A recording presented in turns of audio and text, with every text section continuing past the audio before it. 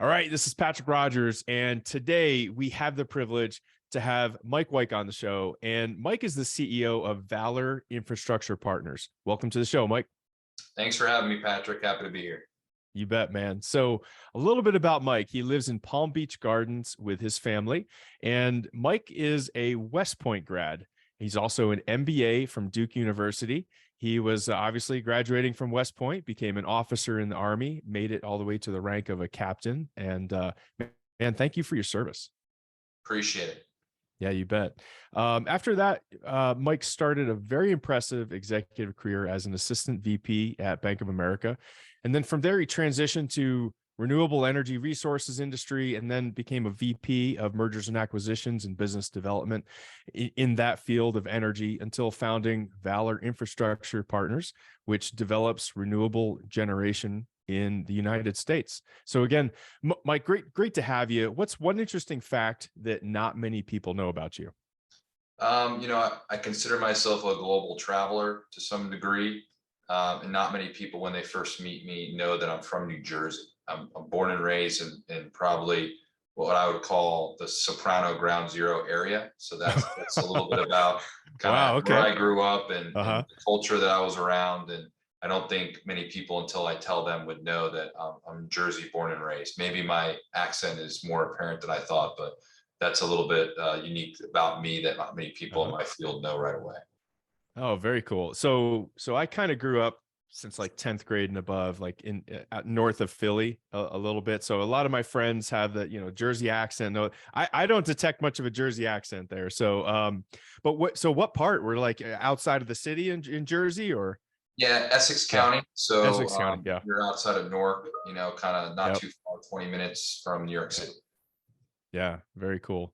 So, all right. So global traveler, what's your I mean, you said it, so I got to ask, what's your like, when you think about traveling, what's like the destination, your favorite places you've gone and why? Favorite place I've gone. Yeah. I'll be honest with you. This is going to shock you with that question. Okay. Favorite place on earth to go is so stereotypical. It's Disney with my kids. So I never went to Disney as a child. Uh, Okay. and when I got married, my wife and I went together because she was a heavy Disney attendee as a child. And we've taken our kids so many times. I have a 3-year-old daughter and a 6-year-old son. And Right. it's like Christmas morning every day, all day, right? You see the smile on their faces, the happiness, the Oh pure man. joy. It's just so pure. Even though I love the beach and I love traveling and seeing Sure. new places, and we're aggressive travelers as a family, going to Disney, there's nothing like that, seeing your kids' faces. Man, I love hearing that. That is so awesome. Yeah, be a global traveler. You've been all around the world. You've been to all these fantastic locations, yet you're throwing out there Disney because of the joy that your kids get from it. So that's kudos to you, man. That's great to hear. So cool. So tell us about Valor, man. Tell us more about your company and what you guys do. Yeah, Valor Infrastructure Partners, we develop utility scale renewable energy projects. So when I say utility scale, that's 100 megawatt solar, wind, and standalone storage projects that provide electricity to the grid, that are usually owned and operated by either utilities or independent power producers. I co-founded this company with two colleagues of mine. We're going to talk about leadership today. One of my co-founders was my first boss in the industry. So Oh, wow. when I entered the energy industry, I worked for a company called NextEra Energy, and Mhm. a gentleman by the name of Daryl Hart, a former Air Force veteran, was my Mm. boss. And I have the pleasure of having my original mentor in the industry still mentoring me today as a co-founder. And then talking about global traveler, when I worked for a company called Omega Energy as the VP of M&A and development, my peer, who was the VP of origination, was a gentleman by the name of Ivan Zyla. And we Mm. spent time traveling to Brazil together because that company was headquartered in Brazil. He's got way more miles as a global traveler than I do in his life. He's a real global traveler. But he's my other co-founder. So very lucky to co-found this company recently with those two gentlemen. And we are actively developing renewable projects in parts of the country like Texas and the Midwest as well. And we're really excited about our business as it grows. Fantastic. So this is a pretty new venture, right? You guys just opened doors in October. Yeah, October of last year. We're brand new. I'm sitting in my office for only the second day that the office has been open Ah, in Palm Beach Gardens. So okay. All we are right. living the startup life. We've done what a lot of typical startups do, and it's been a lot of fun, and we've enjoyed the ride together. Very cool. And we're going to get into some of that leadership stuff, but would love to know like where are you guys at? What's the journey been like the last 5 months, and what's up and coming in the near future for you guys? Yeah, so the typical startup stories, right? You got three co-founders that decided Yeah. to start a business, Yeah. and Yeah. how do you figure out how to pay people? How do you figure out to get a healthcare plan?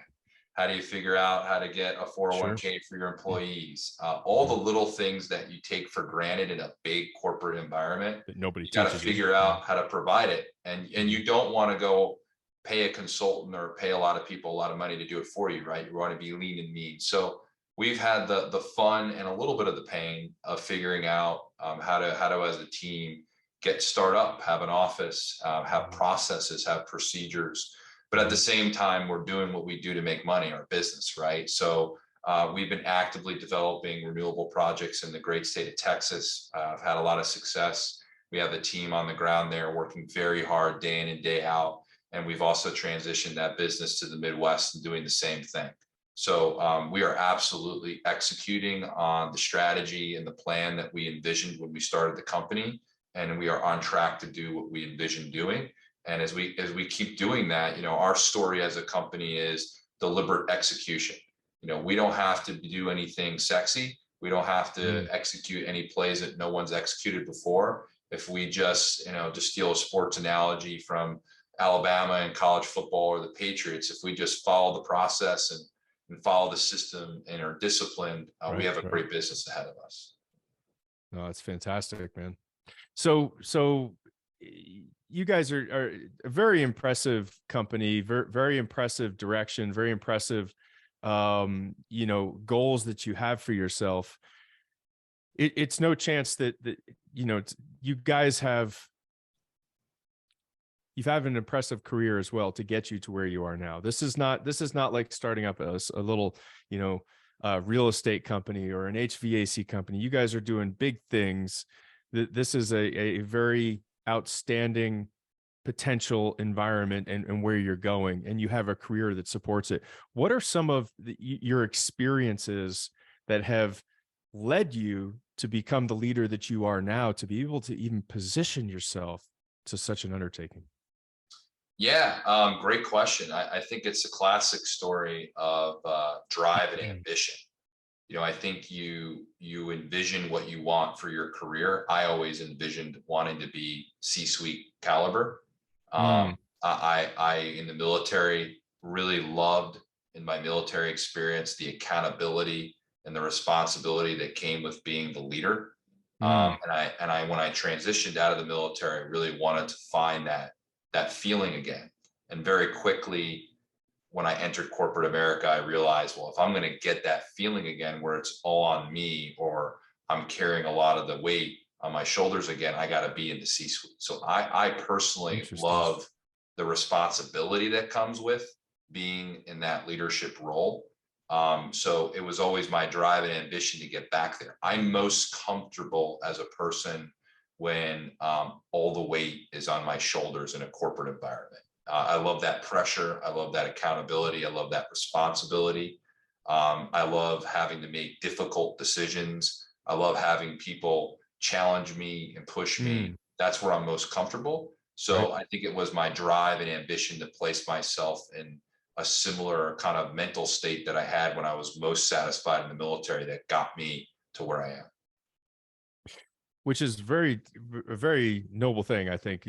Very different than most people. Most people will go out of their way to curtail having to make serious decisions or the hard decisions, right? And the harder things are in life, the more rewarding they are. I believe solely. So your military days, you had mentioned before that the military had also, so you got a lot of accountability and kind of used to carrying the weight of the situation. But you said also that the military has really helped you go deep with your people. Tell us more about that. Yeah, it taught me a great lesson in balancing depth with people. In my military career, I had several situations where I was the type of military leader. I really got to know my guys, right? I really got to know the people I led. Mm. I got to know them very personally, especially on deployment when I deployed to Afghanistan. I really got to know my soldiers, and I initially thought it was an advantage to me as a leader, that I was the type of leader that got to know my people personally, what made them tick, what made them be at their best. And I did learn, though, towards the end of my time on deployment and in the military, that as a leader, you Mhm. can get in too deep. And I Mhm. think as a leader, I had several scenarios with several soldiers where they started to go in a certain direction where I needed to make a hard decision about their future careers and performance. And it Mhm. was a harder decision to make, not in a fulfilling way, like I talked about before, but a harder decision to Right. make in a real way, because I was in deep with them. I knew that. And I found myself making excuses for them because I knew Mm. them so well. This Mm. person is not doing this because of what I know about them personally, So right? you started believing their story. Exactly. I started understanding their personal challenges that made it hard for them to execute professionally. Mm. And while I understood that, it inhibited me and slowed me from making the hard decision that was better for the team. And it was a really hard lesson that I had to learn. And people that are around me in corporate America will comment that, if that have been around me in my prior companies and even the company I run now, is I really try to balance how far in I get in with people in terms of Yeah. how much I talk personally and get to know them, because I want to be able to step back and be objective about performance and about what's best for the greater team. And sometimes you unconsciously, if you get in deep, strip yourself from that objectivity. So that was a key lesson that I still, there's no perfect answer. It's a balancing act. But in the military, I definitely saw that one of my weaknesses, I was too close to my soldiers. And it made it Mm. hard on me to make some difficult decisions. Yeah, and I imagine that's really carried forward into the civilian community and has carried weight there as well. Yes, and so I still am. I'm not a stick in the mud guy. I get dinner with my people. I talk with them. I travel on the road and talk to my people. But I think if they think about me and how, there's always a point in which I don't go further, right? There's like a Where line there. it's not a Yeah. matter of anything that crosses the line, but just a matter of how much personal information I share about my personal life, or how much I pry into theirs. There's a line that I kind of Sure. jump on quicker, because I have this lesson learned, because I Mm. I don't want to get to know them too well where I start to remove my ability to really see them for how they are professionally performing. I think it's really important as a senior leader to have that overall view, because it's better for the firm at large. Sure. To have that healthy boundary. You're friends to an extent, but you're really their leader and manager, and knowing the difference between the two. I think, yeah, fantastic. So, and you said before too that you've something you've learned over the years is to really, curtail your leadership style, specifically such that it's different for each individual that you're leading. Yeah. So when I first started actually in the energy industry working for NextEra Energy, I told you one of my co-founders, Daryl Hart, was my Right. first boss. Right. And as Daryl got to know me and how I operated, being two veterans, we shared a connection and a Yeah. passion for leadership. He Yeah. commented one day that, hey, I see the way you're leading your teams. You're Mhm. you're leading situationally. You believe in situational leadership. And I said, I don't know what you're talking about. And I never put a label on my style. And he pulled out the Blanchard style Blanchard. leadership Yeah. books, Yeah. and he Yeah. explained to me how this is something that he's read about and operates with it. And it did align with my style. So I try to find out what people need, and because I think everyone needs something different to be led. We're not all created the same. And I think as a leader, you got to lead differently for different people. And if you think you're going to lead the same for everyone, I know that others have that perspective. I think it's challenging. So especially if you want Sure. to get the most out of your human beings that are working for you. So I am a believer, and one of my co-founders, Daryl Hart, obviously, who I just mentioned, is a believer in situational leadership, giving your people what they need and what they show you that they need when they Yeah. need it. Yeah. I think it's a powerful tool. No, I can't agree more. In fact, in my corporate America days, we were trained in situational leadership, and so I'm very familiar with the Blanchard model. So for those that are not familiar with it, there's different. I guess basically they kind of paint people in labels. I guess D1 through D4 of their leadership style needs. So maybe could you give the listeners maybe an example of two different people on your team, or currently or in the past, of how you actually were versatile in your leadership style to their needs? Like, give us some Yeah. more details on what that looks like. So I remember in the military and in corporate America, I've always had, and the reason why it's so vivid for me is this is actually the hardest situational leadership for me to deploy, because it's an emotional intelligence weakness of mine, and it's showing empathy. So you'll identify that person on your team that they just need empathy. They need someone to put themselves in their shoes and just show an appreciation for what they're going through. Yeah. Organically, innately, I am not a very empathetic person, so it's a challenge for me. So Sure. when I have people on my team that need it, I go out of my way to think about it. But there are people that just on your team just want you to understand what they're going through and listen. Yeah. And I've had people that worked for me in corporate America that they just need me to call them, put myself on mute, and listen for an hour.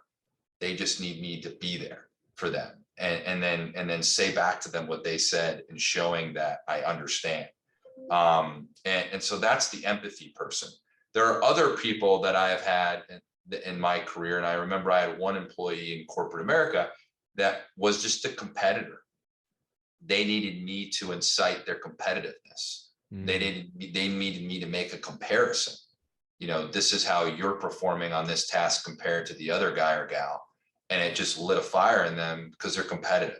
So it's finding a way to get through, right? What do they need? Some people just need to be reminded that they're competitive and be given the goal and the comparison. Some people just need to be heard, and you to show that you get where they're coming from. I think it's a powerful tool because there's a different type that can be applied to everyone. It's just getting to know them well enough where you get a little bit of their type and try to give them a little bit of what they need so they can be at their best. It's very interesting. When you look at what you're basically saying right now is that we as the manager need to adjust our leaders, not need to, but there's an opportunity for us to adjust our leadership style to better impact, to better communicate, to better connect with our people, depending on the type of person that we're dealing with, the type of team member. And I know that there's a lot of people out there that just, when they hear something like that, they're like, what? Why do I have to change who I am? I am who I am. I'm going to lead how I'm going to lead. And that's all there is to it. What would you say to someone like that? Yeah, I would say great point, but I would say you can do that, right? You don't have to, not to quote too many leadership books, but you don't have to adjust your true north. You don't have to not be genuine still. Sure. You can still lead authentically, but do that through the other person's needs. Because that's really what it is you're being, like you said, you're being empathetic, you're being sensitive and communicating in such a way, and taking actions in such a way that it connects with them better, and it's more in line with what they actually need and want. Exactly. I think, if you're authentic about your leadership style and you're still real about it, so to speak, you can do that while still giving the person what they need. And I think that, the counter to what you're saying is the leader that believes this is my style, take it or leave it. I'm going to be this type of leader for everyone. And I think that that's challenging sometimes because you limit your scope of influence, right? A lot of leadership is your successful capability to influence others in a way. Your best way to influence the more people you lead and have the greatest impact on them is through being authentic, but also looking at it through their eyes. What do they need? What do the people you're leading need from you?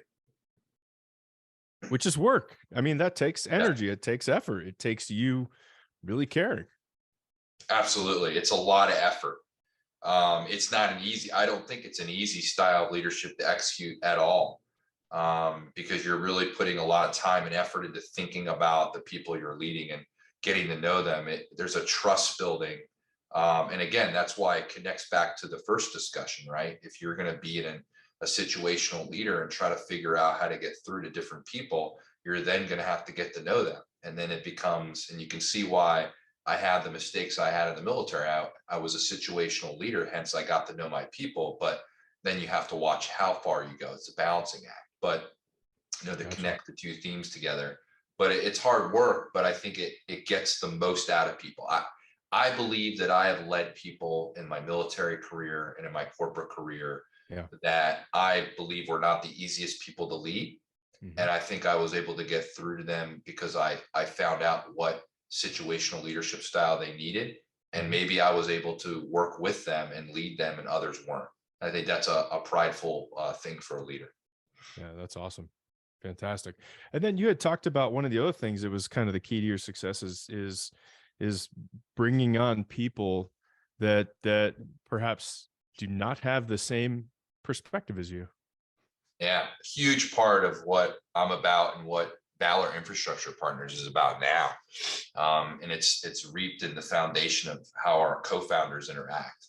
The three of us are completely different in our opinions and our Love that. views. Yeah. And I love it.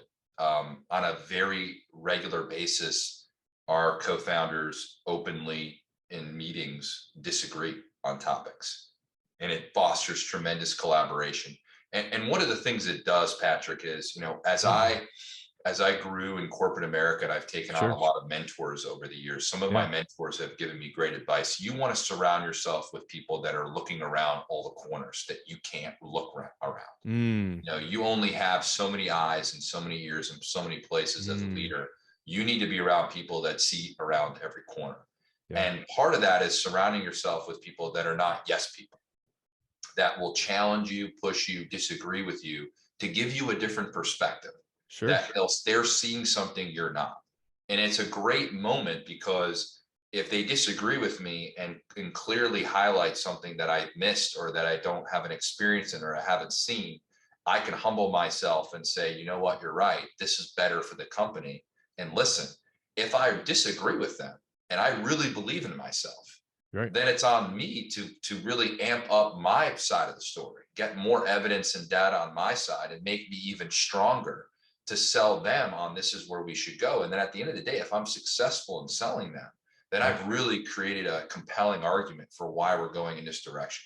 The whole team benefits from that kind of collaboration. Now, the risk, Patrick, is do you just have a bunch of people disagreeing all the time and never coming to a decision and moving forward? You need to have maturity in that environment, that there's a place to disagree, but then there's a time to coalesce on a decision and everyone marches in the right direction. That's kind of the hard part.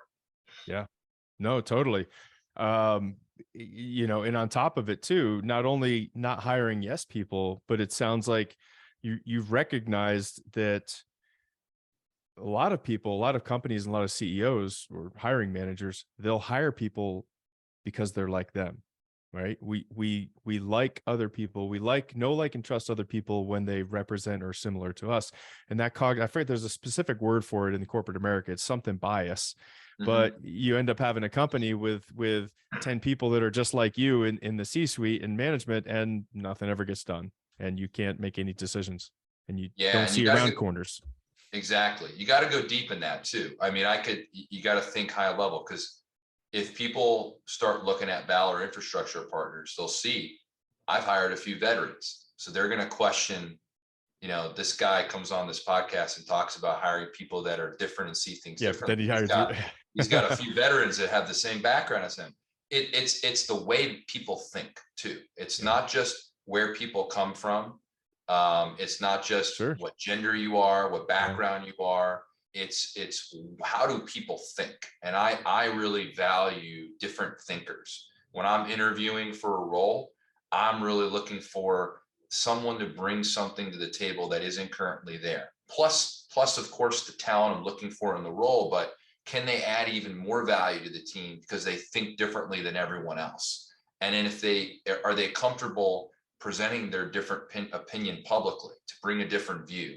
And are they also mature enough to that if their opinion isn't accepted, and if we're not choosing to go in their direction, Yeah. can they correct themselves and go, okay, that wasn't the direction we want to go in, but I'm on board with the decision. I've been convinced, I accept it, and let's move forward and accomplish it.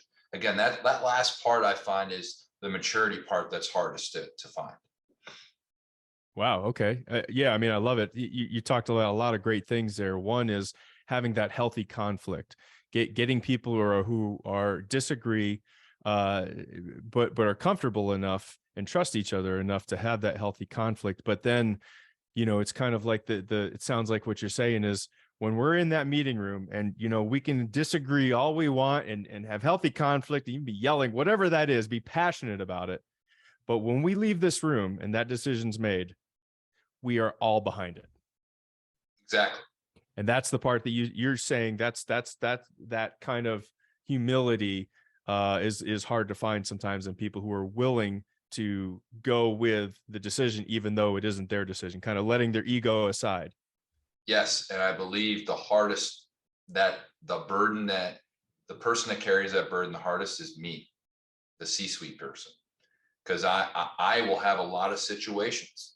If I'm fostering that environment the right way, I will leave a lot of rooms making a decision that wasn't my original position on the matter, because I'm listening to my team and I'm trusting my team, right? Very hard to put the ego of a senior leader in corporate America aside, very hard to put personal passion about things aside and just say, we had a debate, there was a lot of good data and a lot of good information presented, and this was clearly black and white, the best decision for the team and the organization, even though it may not be my personal gut view on the matter. You got to check your ego at the door and make the best decision for the team that everyone's behind. So I think that everyone has to have that ability going into that room that you just described, Patrick. But I think the C-suite, the senior leaders of the company are the ones that need to have the look themselves in the mirror the hardest and have the ability to do that.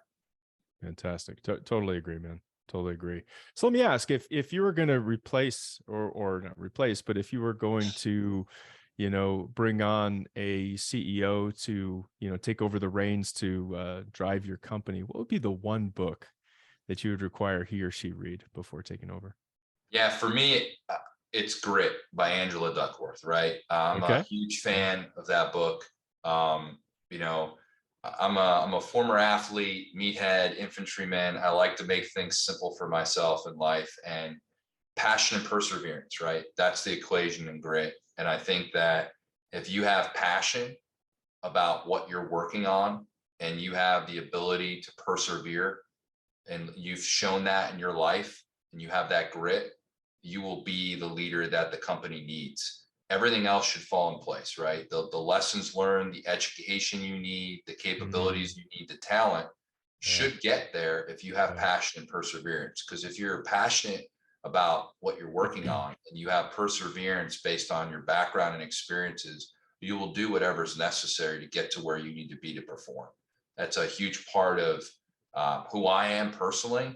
The people I surround myself with, the people that I like to align myself with, are gritty people. I always look for gritty people to be around in corporate America. So first of all, I want to thank you for referring this book. I was able to listen to it since our first call, and I agree. It's a fantastic book. So you said you tried to really surround yourself with people like that in corporate America.